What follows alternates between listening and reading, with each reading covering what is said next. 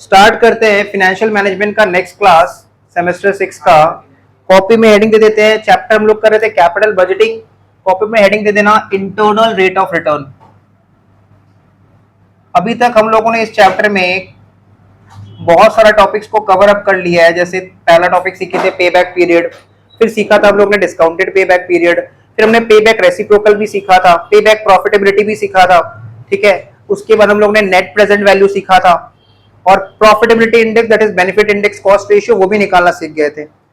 तो ये सब टॉपिक के बाद अब हम लोग कॉपी में सीधा हेडिंग दे देंगे internal rate of return. Internal rate of return that is IRR। तो इंटरनल रेट ऑफ रिटर्न देखो होता क्या है, लिखो internal rate of return, internal rate of return IRR is such a rate of return, internal rate of return that is IRR is such a rate of return at which एक ऐसा rate जिसपे present value PV of cash inflows, present value of cash inflows is equal to outflows, is equal to outflows या फिर initial investment.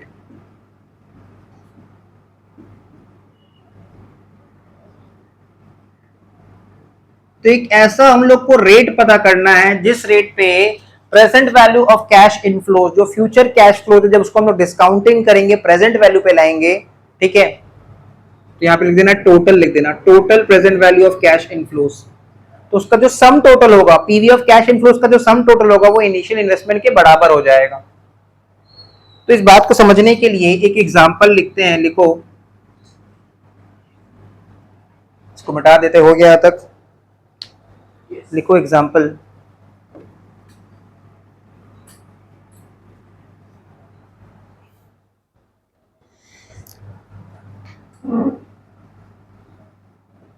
Suppose cost of the project, मतलब initial investment है 1 lakh. Cost of the project initial investment है 1 लाख और हम लोग को कुछ कैश फ्लोज दिया हुआ है ईयर 1, 2, 3, 4 और 5 का। Suppose cash inflows that is cash flows पहला साल का है 60,000, फिर है 70,000, फिर है 40,000, फिर है 85,000 और उसके बाद है 72,000। ये हम लोग को कैश फ्लोज बता दिया क्वेश्चन में। ये डेटा है, तो हम लोग को फ्यूचर कैश फ्लोज दिख रहा है और हम लोग को प्रेजेंट वैल्यू इनिशियल इन्वेस्टमेंट, आज के आज इनिशियल इन्वेस्टमेंट कितना लगने वाला मशीन खरीदने में, 1 लाख रुपया। ये हम लोग को डेटा दिया हुआ है। नीचे क्वेश्चन लिख लो, calculate internal rate of return, calculate internal rate of return. Now वही तो निकालना है ना, रेट ही तो निकालना है, इंटरनल रेट ऑफ रिटर्न। एक ऐसा रेट हम लोग को निकालना है जिस रेट पे क्या दो चीज इक्वल हो जाए, initial investment is equal to present value of cash inflow. अब ये तो बहुत दिक्कत का बात हो गया, हम कौन सा रेट पकड़े समझ ही नहीं आ रहा है। हम एक बार 10% पकड़ के देखेंगे, नहीं मैच करेगा 12% लेंगे, नहीं मैच करेगा 13% लेंगे, नहीं मैच करेगा 15% लेंगे। बहुत ज्यादा हो जाएगा तो 8% लेंगे, 9% लेंगे, 20% लेंगे, 22% लेंगे, करे तो करे क्या। तो हमको देखो क्या करना पड़ेगा ना, इसको बोलते हैं ट्रायल एंड एरर मेथड। हम लोग को अलग अलग रेट ऑफ इंटरेस्ट देखना पड़ेगा और उसके अकॉर्डिंग हम लोग डिसाइड कर पाएंगे कि हम लोग को रेट बढ़ाना है या रेट को कम करना है। हम लोग अलग अलग रेट लेंगे, तो किस बेसिस पे डिसाइड करेंगे कि रेट को बढ़ाना है या रेट को कम करना है। ठीक है, इसका कोई बेसिस तो होना चाहिए। तो हम लोग हमेशा ये चीज याद रखेंगे कि जो इनिशियल इन्वेस्टमेंट है, एक present value of cash inflow हमको चाहिए 1 लाख के उस पार, मतलब 1 लाख से ज्यादा, और एक present value of cash inflow हमको चाहिए 1 लाख के इस पार, मतलब 1 लाख से कम। और बीच में हम लोग लगा देंगे इंटरपोलेशन, है ना। बीच में क्या लगा देंगे, इंटरपोलेशन। सपोज हम लोग स्टार्ट करते हैं सोल्यूशन, लिखो सोल्यूशन में एक बार शुरू में 10% लेके देखते हैं, at 10% present value of cash inflows कितना आता है। तो एट 10% लिख के स्टार्ट करो, लिखो ईयर, ईयर का कॉलम 1 2 3 4 5, कैश इनफ्लोस कॉपी करो, कैश इनफ्लोस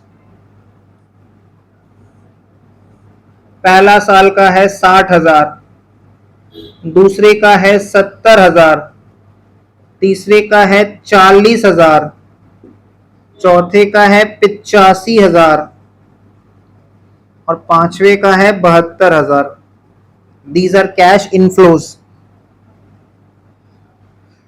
अच्छा, उसके बाद हम लोग लिखेंगे discounting factor at the rate 10%। ये रेट क्वेश्चन में दिया नहीं था, ये हम अपने मन से सोच के ले रहे हैं।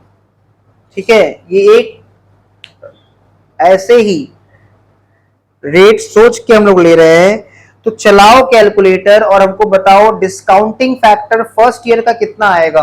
क्या करना है हम लोग को, कैलकुलेटर में करना है 1 डिवाइडेड बाई 1.1 इक्वल्स टू पहला साल का डिस्काउंटिंग फैक्टर कितना आ रहा है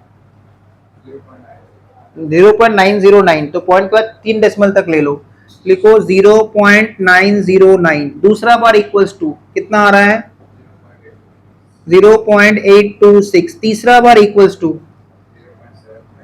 0.751। चौथा बार इक्वल्स टू 0.683। पांचवा बार इक्वल्स टू दैट इज 0.621 कर दो, 6209 है तो 621 कर दो। ठीक है, तो 10% अगर हम लोग डिस्काउंटिंग फैक्टर का रेट मानते हैं तो देखते हैं प्रेजेंट वैल्यू कितना आता है। प्रेजेंट वैल्यू, अब प्रेजेंट वैल्यू कैसे निकालेंगे, कैश इनफ्लोज को डिस्काउंटिंग फैक्टर से मल्टीप्लाई करो, कैश इनफ्लोज को फटाफट डिस्काउंटिंग फैक्टर से मल्टीप्लाई करो, कितना 54,540। दूसरा 57,820।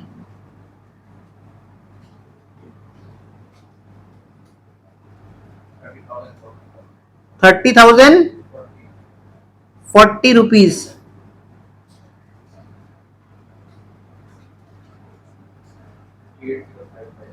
58,055 रुपीज।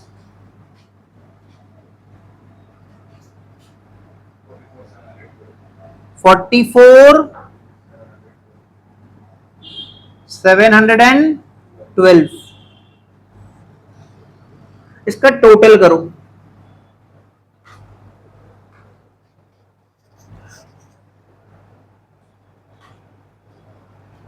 कल बताए थे क्लास में M प्लस वाला सिस्टम, वेरीफाई भी हो जाएगा, टोटल भी हो जाएगा। 2,45,167। 2,45,167 इतना ही आ रहा है तो सबका। इसका तुम देखो बात नहीं बना, हमको तो चाहिए था 1 लाख, यहाँ तो बहुत ज्यादा आ गया, इससे हम समझ गए। अब करना क्या है, एक स्टूडेंट बोल रहा है कि सर ये उस पार का वैल्यू है, नहीं नियरेस्ट वैल्यू लेना है। ऑब्वियसली 1 लाख से ज्यादा है, बट इसको लेके सम नहीं बना सकते। 1 लाख से उस पार का नियरेस्ट वैल्यू और 1 लाख से इस पार का नियरेस्ट वैल्यू, तब हम इंटरपोलेशन अप्लाई करेंगे। अब एक बार हम लोग कैलकुलेटर में 12% लेके देखते हैं, बिना लिखे, ठीक है, 12% लेके देखते हैं। तो अगर हम लोग 12% लेते तो 12% लेने पे डिस्काउंटिंग फैक्टर क्या होता है, ये चलो लिख के ही कर लेते हैं क्योंकि अभी पहला सम समझ रहे, थोड़ा लिख के ही कर लेते हैं। एट 12%,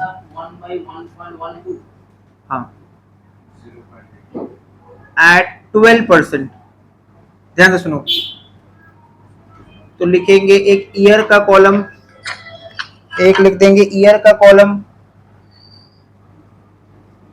ईयर में 1 2 3 4 5, 1 2 3 4 5, ठीक है। उसके बाद एक बना देंगे कैश इनफ्लोज का कॉलम, उसके बाद डिस्काउंटिंग फैक्टर बनाओ 12%, डिस्काउंटिंग फैक्टर बनाओ 12% और उसके बाद प्रेजेंट वैल्यू। तो पहले ईयर का कॉलम में लिख दो 1 2 3 4 5, 1, रुक जाओ, ईयर में 1 2 3 4 5, कैश इनफ्लोज कॉपी करो,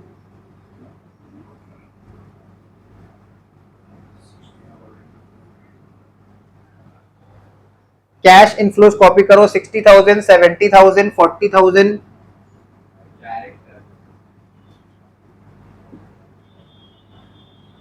उसके बाद कितना था 85,000 72,000। उसके बाद क्या करेंगे discounting factor at the rate 12%। तो डिस्काउंटिंग फैक्टर निकालो eight the rate 12%, 1 divide by 1.12 कितना आ रहा है, निकालो एक एक करके। 0.892, 893 भी ले सकते हो। आगे बोलो, नेक्स्ट जल्दी बताओ। 0.797, 0.711, 0.635, 0. अब अगर हम प्रेजेंट वैल्यू निकालेंगे ना तो मल्टीप्लाई 60,000 इंटू 0.892, प्रेजेंट वैल्यू कितना आ रहा है 53,520, 70,000 इंटू 0.797, 55,790,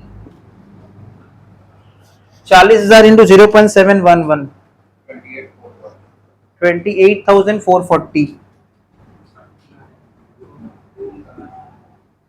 उसके बाद 85, थोड़ा जल्दी बताओ, ये नहीं बता तुम कितना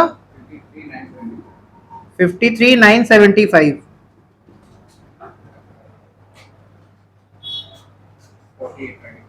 48,24, 40,824 टोटल करो।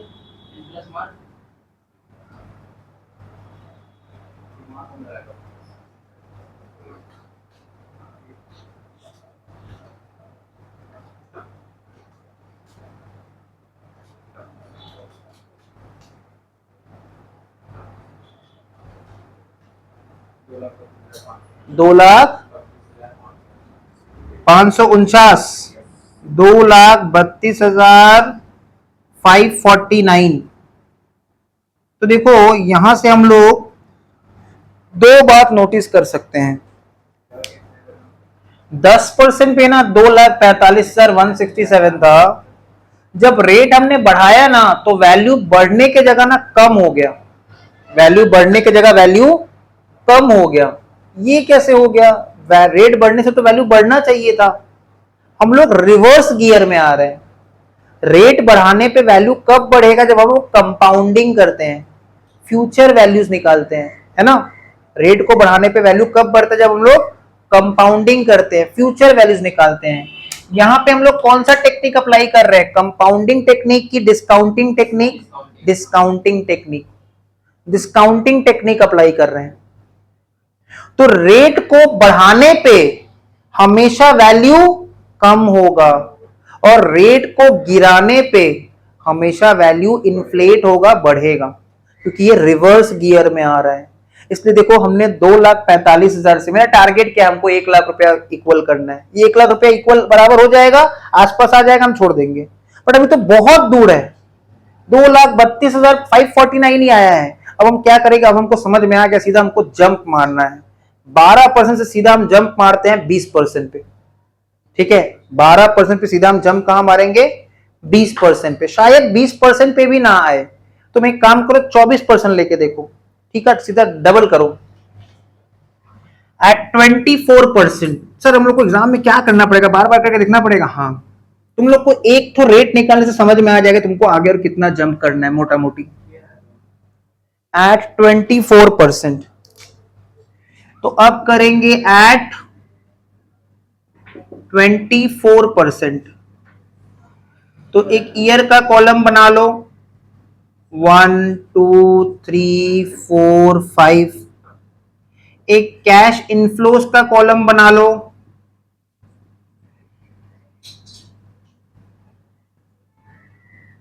60,000, 70,000, 40,000, 85,000, 72,000। एक डिस्काउंटिंग फैक्टर का कॉलम बना लो। तो कैसे करना है, 1 डिवाइडेड बाई 1.24।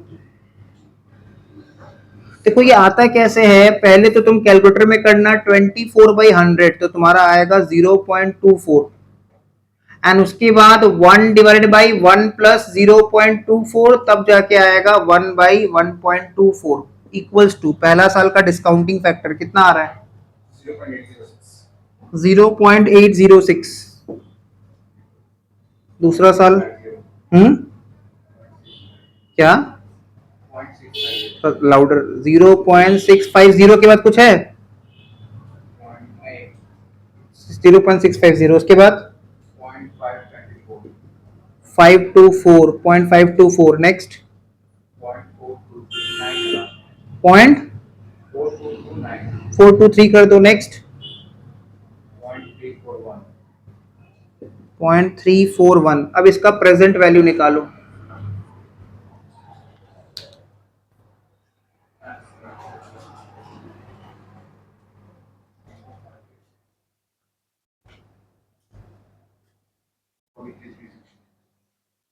पहले साल निकाल लो फिर बताना, एक बार बता दो, पहले साल निकाल लो फिर एक बार बता देना, निकाल लो, लिख लो ना पहले पूरा। 150,690 टोटल।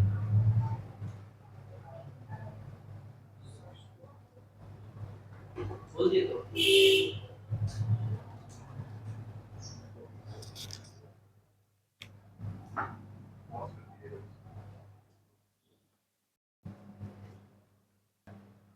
बोलो एक एक करके, ये वाला बताओ तुम, वो निकाला ही नहीं, 48,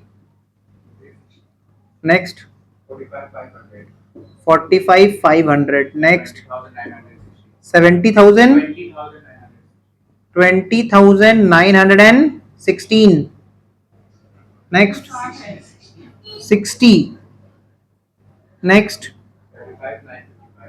35,955, नेक्स्ट 24,500, टोटल करो कितना आ रहा है, 1,50,690। तो रेट को तो और बढ़ाना पड़ेगा, 24% जगह अब तुम लोग एक काम करो 36% लेके देखो, एट 26%, 36%, तो 36% पे निकालो।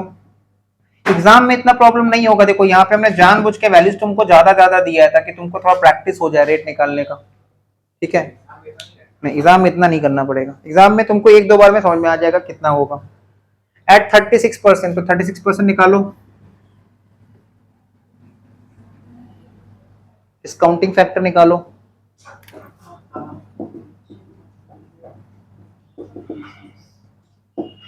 एक कैलकुलेटर देना। 1 डिवाइड बाई 1.36, पहला साल का डिस्काउंटिंग फैक्टर आया 0.735, 0.541, 0.398, 0.292, 0.215। इसके बाद प्रेजेंट वैल्यू निकाल देंगे।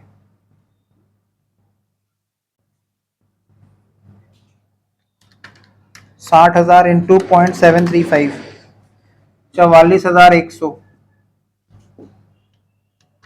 70,000 इंटू 0.541, 37,870,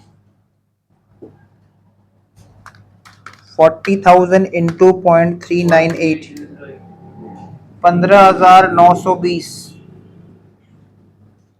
85,000 इंटू 0.292, 24,820, 72,000 इंटू 0.215, 15,480। अगर इसको हम लोग टोटल करें तो 44,100 प्लस 37,870 प्लस 15,920 प्लस 24,820 प्लस 15,480, 1,38,000 है ना, 1,38,190। तो बहुत ही ज्यादा वैल्यूज दे देते हैं, ठीक है, इसलिए इतना ज्यादा ज्यादा आ जा रहा है। क्लियर? तो 30, हाँ कितना आ रहा है भैया, ना 0.50, 150 आ रहा है। नहीं मेरा 8 आ रहा है। क्या 8 आ रहा है? 8 आ रहा है। हम पॉइंट में जो था वही लिए, आप 1 लिए, फिर उसके बाद 9 के बाद हम 7 लिए, मतलब इतना ही अप्रोक्स आ रहा है। तो नहीं, इससे थोड़ा कम आ रहा है मेरा। अच्छा ठीक है, छोड़ो, नहीं आ रहा है ना, मतलब लाख रुपया तक आसपास। तो हम लोग 50% लेके देखते हैं, ठीक है, 50%। ये थोड़ा बस उसको प्रैक्टिस कराया जा रहा है। एक्चुअली फिगर्स इतना ज्यादा दे रखे हैं ना, कि सब 20,000 30,000 होता तो इतना ज्यादा दिक्कत नहीं होता। 50% लेके देखते हैं, 50%।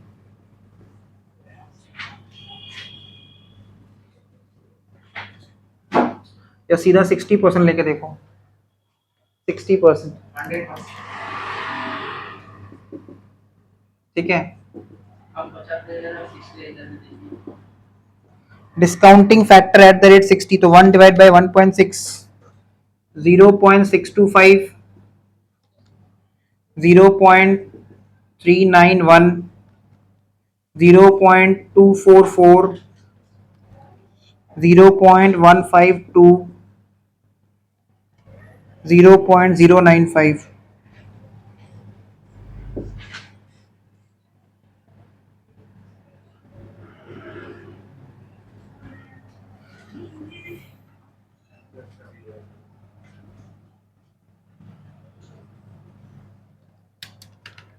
साठ हजार इंटू 0.625, 37,500,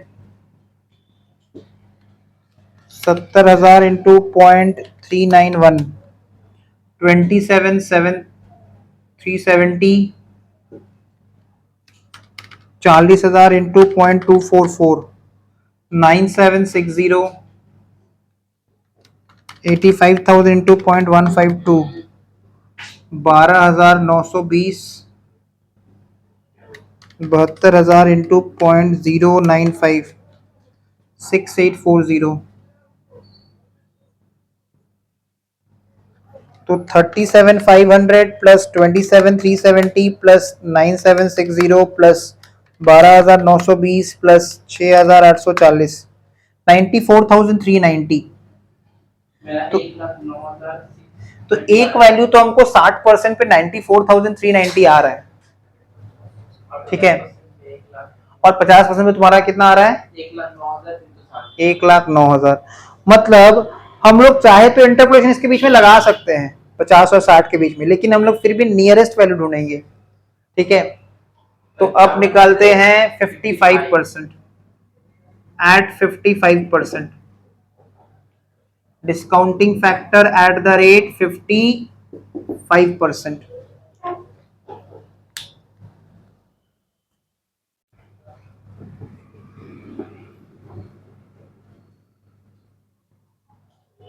तो 55% मतलब पहले 55/100 जो कि आएगा 0.55, मतलब 1 डिवाइड बाई 1.55।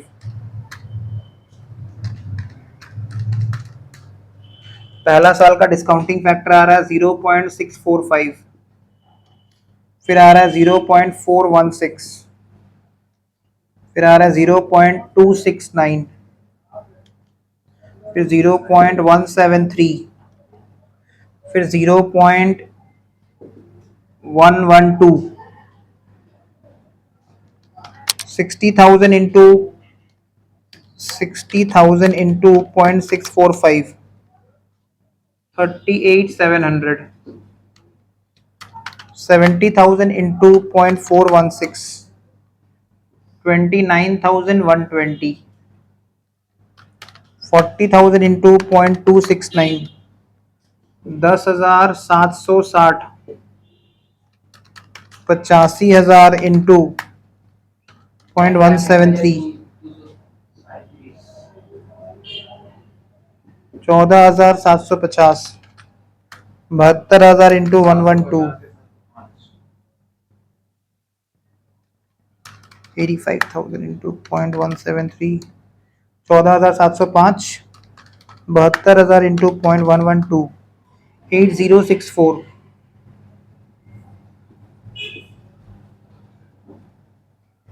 तो 38,700 प्लस 29,120 प्लस 10,760 प्लस 14,705 प्लस 8064, 1,01,349। अब हम लोग नियर बाई पहुंच गए 1 लाख के आसपास। ठीक है, ठीक है। अच्छा, 55% पे इतना आ रहा है तो हमको तो वैल्यू 1 लाख के नीचे चाहिए। तो 55 और उधर 60% पे 94 आ जा रहा था, तो 57 लेके देखते हैं।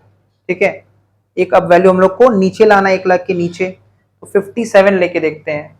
तो ये काम का चीज है 55% वाला। अब 57% लेके देखो।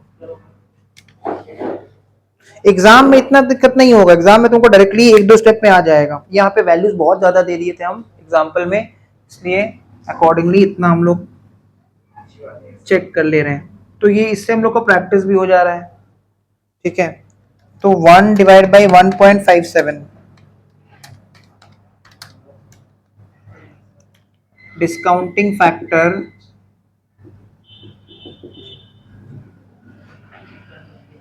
तो 0.367, 0.406, 0.258, 0.165, 0.105।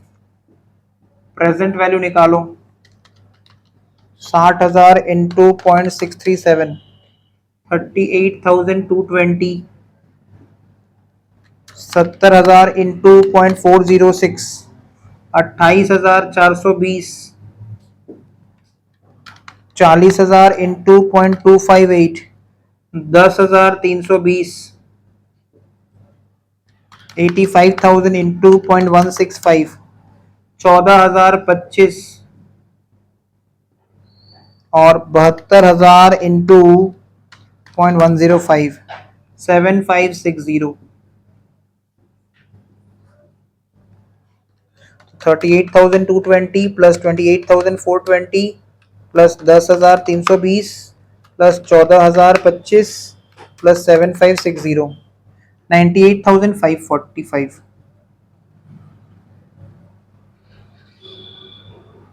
लास्ट टाइम कितना आया था? 1,09,000। बस अब इस पे इंटरपोलेशन, इस पे इंटरपोलेशन लगा देते हैं। 55 और 57 के बीच में हमारा आंसर है। तो 56 कर दें? ऐसे नहीं होता है। अब इंटरपोलेशन टेबल बना ली जो बनाना था, बहुत सारा प्रैक्टिस भी हो गया। अब इसके नीचे लिखो बाय द प्रॉब्लम।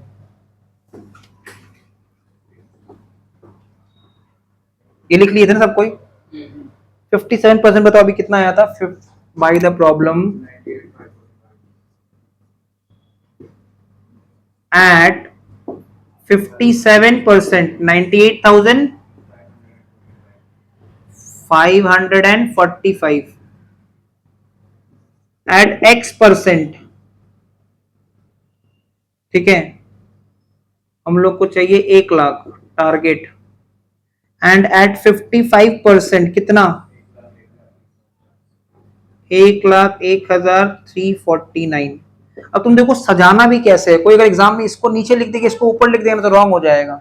इस ऑर्डर में सजाना है, पहले 98,545 होता है, फिर 1 लाख होता है और फिर ये होता है। अब वही तरीका, सेकंड माइनस फर्स्ट, फिर थर्ड माइनस फर्स्ट, तो इसके नीचे लिखो x minus 57 whole divide by 55 minus 57।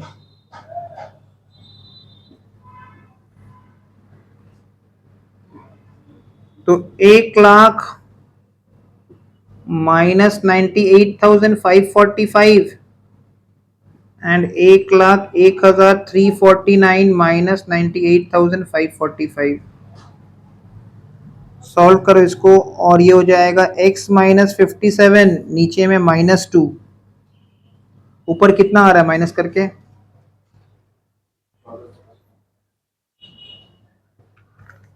1455, नीचे कितना आ रहा है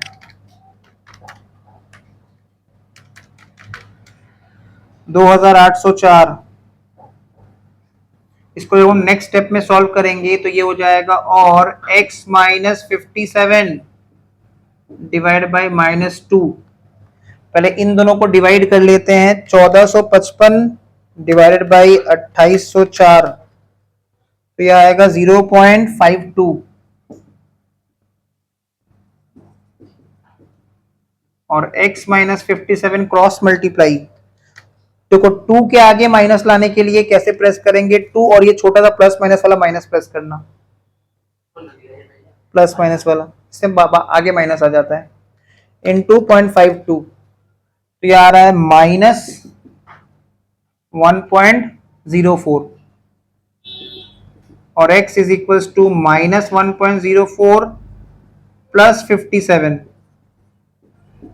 और x is equals to final answer 55.96 approx. तो ये था कॉन्सेप्ट, जानबूझ के इतना बड़ा वैल्यू तुमको दिया गया था ताकि तुम इतना बार प्रैक्टिस कर लो कि भूलो ही नहीं। अब तुमको देखो तुम्हारे दिमाग में बैठ गया है कि वैल्यू अगर बढ़ाना है तो रेट को कम करना पड़ेगा और वैल्यू को अगर गिराना है तो रेट को बढ़ाना पड़ेगा। IRR पूरा दिमाग में तुम्हारा फिट हो चुका है। अब एग्जाम वाला क्वेश्चन करते हैं, पेज नंबर कितना, स्क्रॉलर का पेज नंबर 363, सम नंबर 33, एग्जाम में आया हुआ क्वेश्चन, एग्जाम 2017। क्वेश्चन में देखो 3 चीज हम लोग को निकालना है। क्वेश्चन में दिया है company is considering 2 mutually exclusive projects. तो म्यूचुअली एक्सक्लूसिव का मतलब क्या होता है ना, या तो हम मशीन X खरीदेंगे या तो हम मशीन Y खरीदेंगे। ठीक है, आइदर मशीन X और मशीन Y, हम दोनों नहीं खरीद सकते। ठीक है, following details are available to you. Project X का डिटेल दे दिया, प्रोजेक्ट Y का डिटेल दे दिया, प्रोजेक्ट कॉस्ट बता दिया, मशीन X का प्रोजेक्ट कॉस्ट का कॉस्ट है 3500 और प्रोजेक्ट Y का भी कॉस्ट है 3500। कैश इनफ्लोज बता दिया है, अज्यूम नो रेसिडुअल वैल्यू मतलब स्क्रैप वैल्यू नहीं है, अज्यूम नो रेसिडुअल वैल्यू मतलब स्क्रैप वैल्यू नहीं है at the end of the 5th year. The firms cost of capital, firm का कॉस्ट ऑफ कैपिटल कितना है, 10% है। हम लोग को क्या कैलकुलेट करना है, हम लोग को कैलकुलेट करना है, हम लोग को NPV using 10% discounting rate, internal rate of return and profitability index, ये 3 चीज निकालना है हम लोग को। तो डिस्काउंटिंग का रेट एनपीवी के लिए 10% है, बट आईआरआर का तो रेट निकालना पड़ेगा। आईआरआर तो एक रेट आता है, वो 10% नहीं हो सकता, क्या पता हो ही जाए, मे भी हो जाए, नहीं पता, वो रेट तो निकालना पड़ेगा। तो तीनों चीज निकालना है इसमें। स्टार्ट करते हैं, पहले लिखो project x,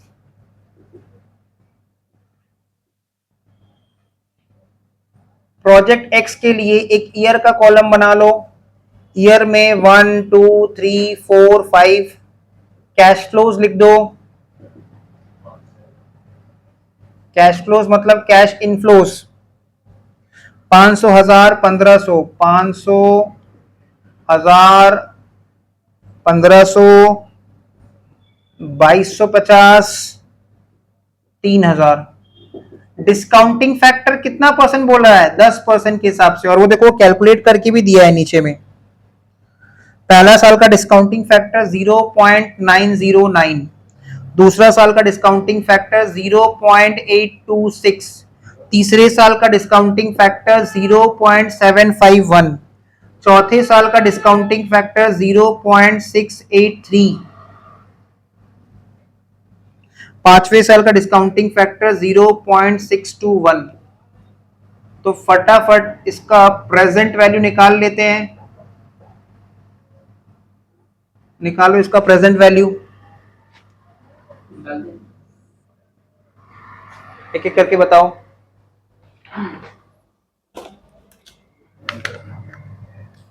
$500 into 0.909 M plus 455, फिर 1000 इंटू 0.826 एम प्लस 826, फिर 1500 इंटू 0.751 एम प्लस 1127, फिर 2250 इंटू 0.683 एम प्लस 1537, फिर 3000 इंटू 0.621 एम प्लस 1863 एमआरसी। कितना आ रहा है टोटल? 5807 आ रहा है क्या? ठीक है, तो ये हम लोग का आ गया पीवी ऑफ कैश इनफ्लोज, ये आ गया हम लोग का present value of cash inflows. देखो तो सब में कोई स्क्रैप वैल्यू है? नहीं है, तो ऐसे लिख दो add PV of scrap inflow nil, क्योंकि सब में स्क्रैप नहीं है। PV of scrap inflows nil. तो तुम देखो 10% पे मेरा इतना आ रहा है, मेरा मशीन का दाम कितना है? 3500, राइट? तो हमको समझ में आ गया कि 10% से तो हमको ऊपर जाना पड़ेगा, 3500 आएगा। क्या होता है आईआरआर? एक ऐसा रेट जिसपे PV of cash inflow equal to outflow हो जाए। एक ऐसा रेट जिसपे पीवी ऑफ कैश इनफ्लो जो कि अभी इतना आया 10% पे, ये आउटफ्लो के बराबर हो जाए। तो आउटफ्लो मेरा कितना है मशीन एक्स का? 3500, पर 3500 में मशीन एक्स का कॉस्ट है, तो हमको 10% पे काम बनेगा कि बढ़ाना पड़ेगा? बढ़ाना पड़ेगा रेट। इससे देखो एग्जाम वाला सम्स है, इसमें ज्यादा दिक्कत नहीं होगी, इसमें तुमको आइडिया मिल जाएगा। तुमको वैल्यूज भी ऐसी दी है कि तुमको तुरंत आ जाएगा, इतना दिक्कत नहीं होगा। वो हम लोग थोड़ा प्रैक्टिस करने के लिए कर लिए पहले। तो ये नील, तो ये आ जाएगा total PV of inflows. Total PV of inflows कितना आ रहा है? 5807। उससे क्या लेस कर देंगे?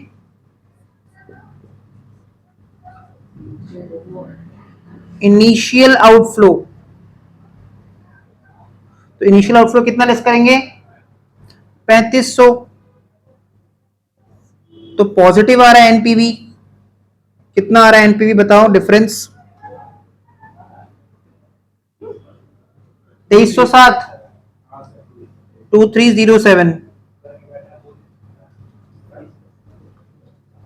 अब इसके साथ इसका पीआई भी निकाल दो, प्रॉफिटेबिलिटी इंडेक्स। फॉर्मूला होता है total PV of inflows whole divided by total PV of outflows. तो PV of total PV of inflows कितना है? ये रहा total PV of inflows 5807, and total PV of outflows 3500। कितना आ रहा है डिवाइड करके?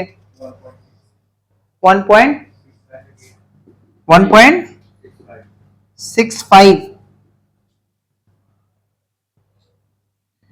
पीआई ये समझाता है कि 1 रुपए लगाने पे हम लोग कितना कमाएंगे? 1.65। ठीक है, तो प्रॉफिटेबल है, खरीद लेना चाहिए। अब प्रोजेक्ट एक्स का हम लोग क्या निकालेंगे, IRR। प्रोजेक्ट एक्स का क्या निकालेंगे, IRR। देखो इतना तो तुमको पता है, 10% पे इतना आ रहा है 5,807। तो तुम एक काम करो, तुमको लाना कितना है, 3500 लाना है। तो तुम एक काम करो, 3500 लाने के लिए सीधा 15% पे जंप मारो पहले, ठीक है, एट 15%। तो अब IRR का solution at 15%।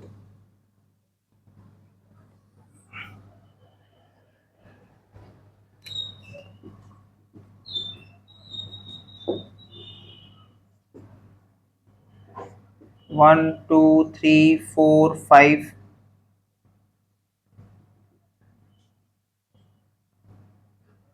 Cash inflows. Cash inflows कितना कितना दिया था, 500, 1000, 1500, 500, 1000, 1500, 2250 और 3000। Discounting factor at the rate 15%। अब ये नहीं दिया हुआ, ये तुमको निकालना पड़ेगा। तो 1 डिवाइड बाई 1.15, 1 डिवाइड बाई 1.15। तो पहला साल का डिस्काउंटिंग फैक्टर आ रहा है 0.869, दूसरा साल का आ रहा है 0.756, तीसरे का आ रहा है 0.658, चौथे का आ रहा है 0.572, पांचवे का आ रहा है 0.497। पीवी निकाल दो, present value 500 into 0.869, 435। 1000 into 0.756, 756। 1500 into 0.658, 987। 2250 into 0.572, 1287। 3000 into 0.497, 1491। तो 435, 756, 987, 1287, 1491 कितना आ रहा है,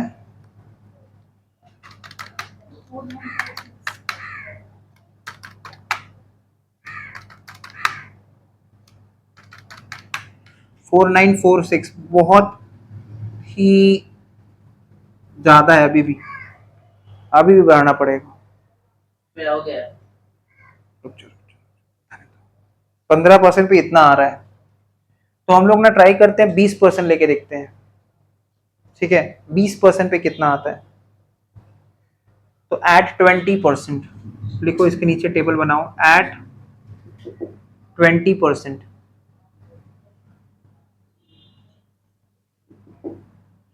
तो तुम्हारा कितना में आ रहा है, 25 पे आ रहा है 3665, और 27 पे आ रहा है 3485। चलो 25 ही ले लेते हैं। एग्जाम में कितना जंप करना ये तुम्हारा डिसीजन है। 25%, तो 25% पे देखते हैं।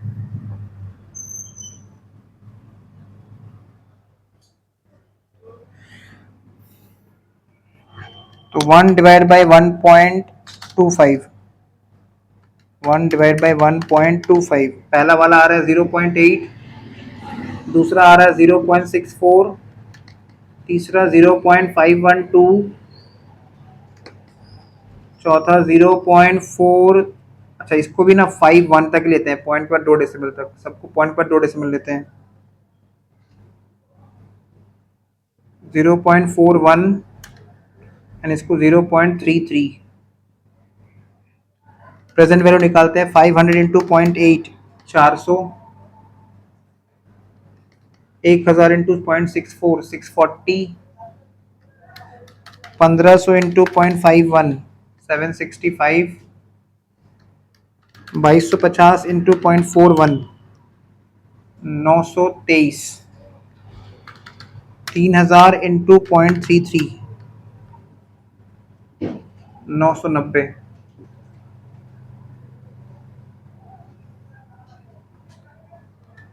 400 प्लस 640, प्लस 765 प्लस 923 प्लस 990, 3718, काफी आसपास आ गए हम लोग। तो ये हम लोग 3500 के आसपास आए हैं। अच्छा ये 25% पे निकाले हैं, हाँ एट 25%। अब हमको रेट और बढ़ाना पड़ेगा। 27% पे कितना आ रहा है? 3485। हाँ तो वही ले लेते हैं, 27 लेके देखते हैं। अब ये रेट हम लोग एक तो निकाल लिए उस पार का, अब इस पार के लिए 27 है, मेरे यहाँ पे 26.9 आ रहा है। हाँ दैट इज 27, एक ही तो है। अब एट 27% चेक करते हैं, एट 27%। अरे वो लोग राउंड ऑफ करके दिया है, एट 27%। तो 27% का डिस्काउंटिंग फैक्टर्स निकाल,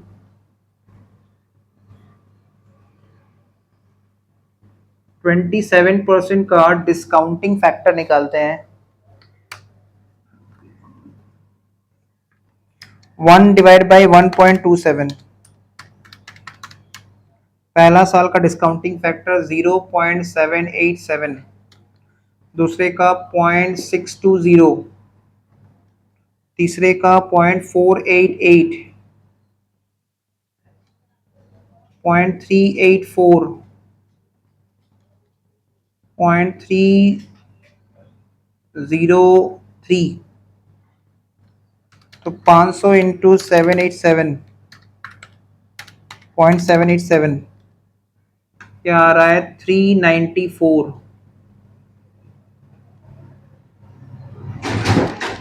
1000 इंटू 0.620,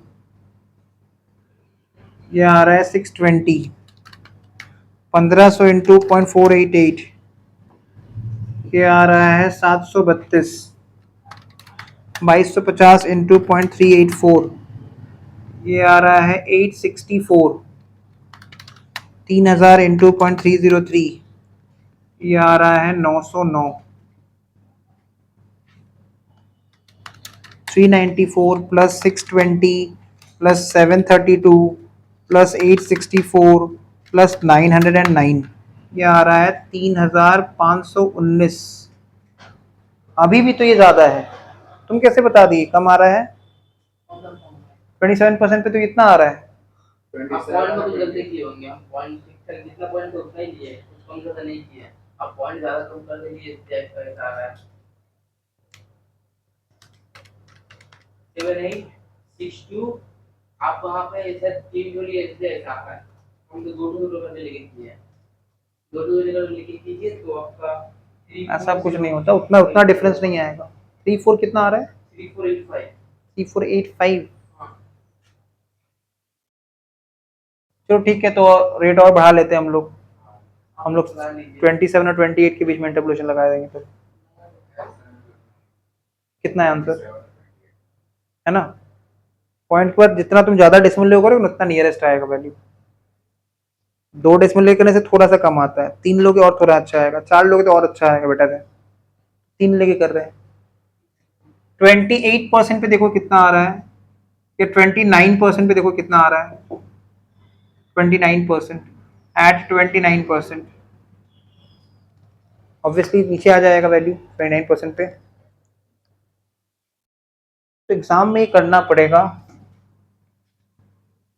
थोड़ा टाइम लगेगा।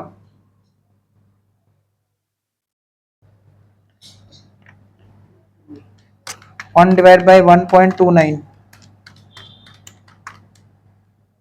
तो पहले आ रहा है 0.775, फिर आ रहा है 0.601, 0.466, 0.361,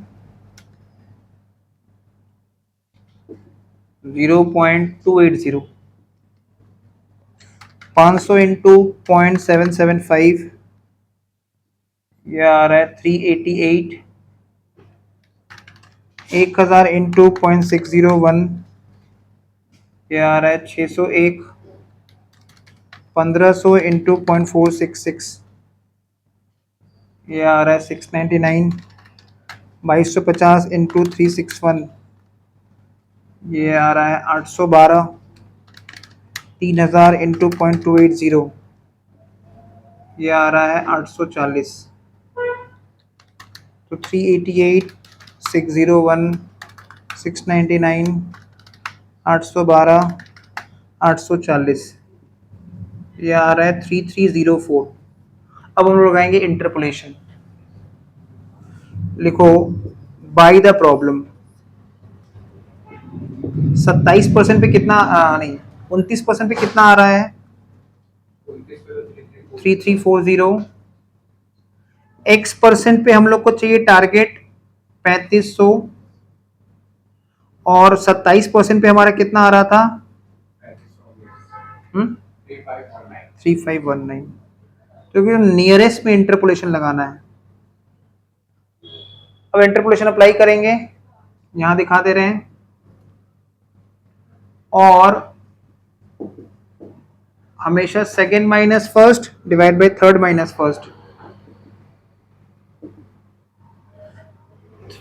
3500 माइनस 3340, x का वैल्यू 3500, 29 का वैल्यू 3340, 27 का वैल्यू है 3519, और 29 का वैल्यू है 3340, और x माइनस 29 डिवाइडेड बाई -2, तो न्यूमरेटर में लेंगे 3500 माइनस 3340, 160,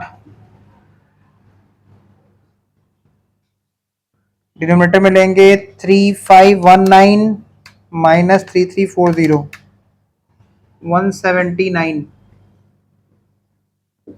यहां लिखेंगे x माइनस 29 बाई -2, तो 160 बाई 179, क्या आ रहा है 0.89। अब क्रॉस मल्टीप्लाई करो, तो 2 लिख के देखो, सामने प्लस माइनस लाएंगे ना तो माइनस आ जाएगा, इनटू 0.89, तो यार है -1.78, और x is equals to -1.78 plus 29, तो फाइनल आंसर आ जाएगा, और x is equals to 27.22% approx. और सुबह तो तुम्हारा 26.9 रॉन्ग था, ठीक है, तो ऐसे क्या करना पड़ेगा। तो इस सम में हम लोगों ने प्रोजेक्ट एक्स को कंप्लीट कर लिया। जो इस सम्स का प्रोजेक्ट वाई वाला पोर्शन है, जिसमें एनपीवी निकालना है, पीआई निकालना है और आईआरआर निकालना है, उसको हम लोग होमवर्क ले रहे हैं। तो page number 365, question number 35, exam 2019 scholar का जो लास्ट क्वेश्चन दिया हुआ है चैप्टर में, ये हम लोग होमवर्क ले लेते हैं, इसको पहले समझ लेते हैं। लिखा है company will purchase either machine X or machine Y. Company या तो मशीन एक्स खरीदेगा या तो मशीन वाई खरीदेगा। अच्छा, डिसीजन कैसे लेना है, देखो एनपीवी के बेसिस पे, जिस मशीन का एनपीवी ज्यादा ज्यादा पॉजिटिव उसको परचेज करना है। अगर एनपीवी और आईआरआर में लड़ाई लग जाए तो कौन जीतेगा, एनपीवी। इस चैप्टर का हीरो कौन है, एनपीवी, ठीक है। बहुत फेमस थ्योरी क्वेश्चन आता है या आ सकता है, बहुत बार आया हुआ है। Contradiction, in the event of contradiction between NPV and IRR. Contradiction मतलब अगर विवाद हो जाता है, दोनों का बात अगर क्लैश हो जाता है, एनपीवी एक तरफ से दौड़ के आएगा, एक तरफ से आईआरआर दौड़ के आएगा, तो दोनों टकराएगा और कौन खत्म हो जाएगा, आईआरआर। किसका बात माना जाएगा, एनपीवी। तो लिखा हुआ है company will purchase either machine X or machine Y, following are the information regarding the two. The estimated life of the machine is 5 years।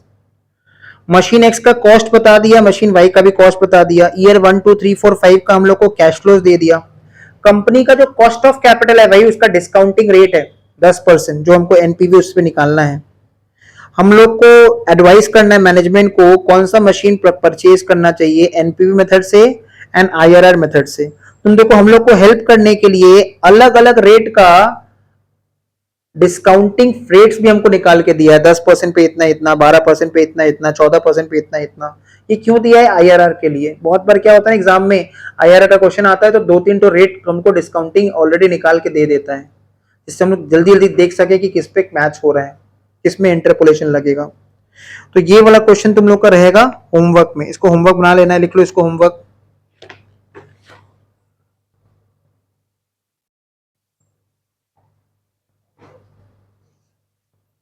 ठीक है, तो आज का क्लास यहीं तक रहेगा, इसका होमवर्क लिख लो।